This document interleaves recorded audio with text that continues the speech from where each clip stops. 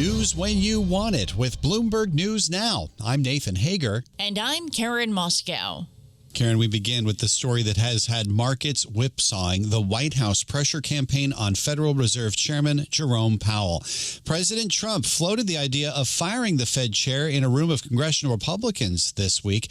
The president says he does not intend to fire Powell, but in Oval Office comments heard live on Bloomberg Radio, he did have a caveat. I don't rule out anything, but I think it's highly unlikely unless he has to leave for fraud. I mean, it's possible there's fraud involved with the $2.7 billion renovation.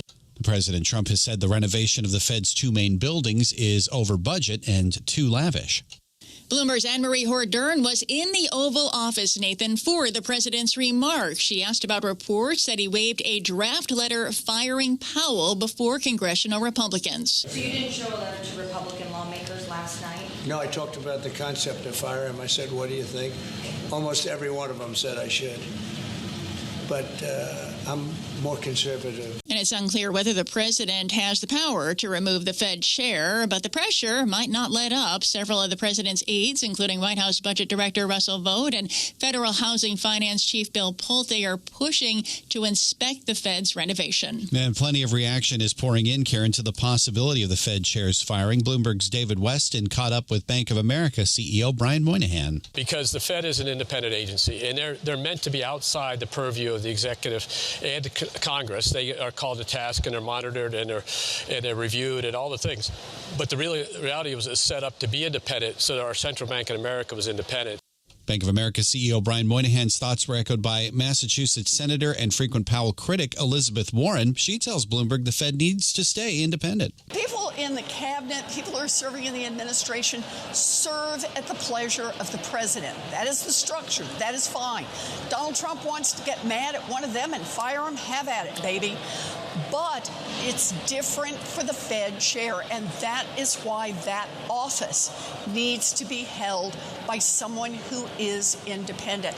For the full conversations with Elizabeth Warren and Brian Moynihan, head over to the Bloomberg Podcast channel on YouTube.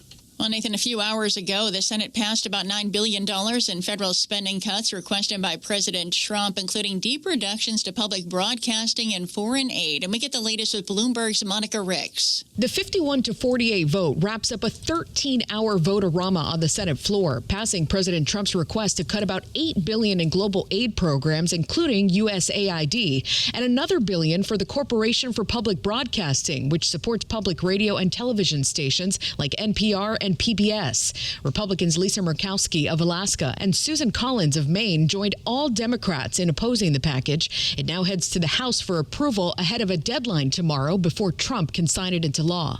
Monica Ricks, Bloomberg Radio. Nathan, a major gathering of foreign policy professionals is underway in Colorado. But as Bloomberg's David Gura reports, the Trump administration decided at the last minute not to allow senior Pentagon officials to participate. The Defense Department made the announcement one day before the Aspen Security Forum was scheduled to start, saying its values were not aligned with the administration's. Organizers had to cancel onstage interviews with combatant commanders at a conference that has traditionally hosted officials from Democratic and Republican administrations. Former Ambassador Nicholas Burns, who helps run the forum, addressed the Pentagon's decision in his opening remarks. We regret it very much, but here's our response. And we put out a statement. You can all read it. Our door is open, obviously, to the Trump administration.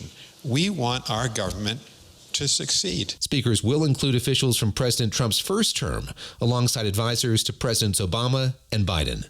In Aspen, Colorado, I'm David Gura, Bloomberg Radio. And that's news when you want it with Bloomberg News Now. I'm Karen Moskow. I'm Nathan Hager, and this is Bloomberg.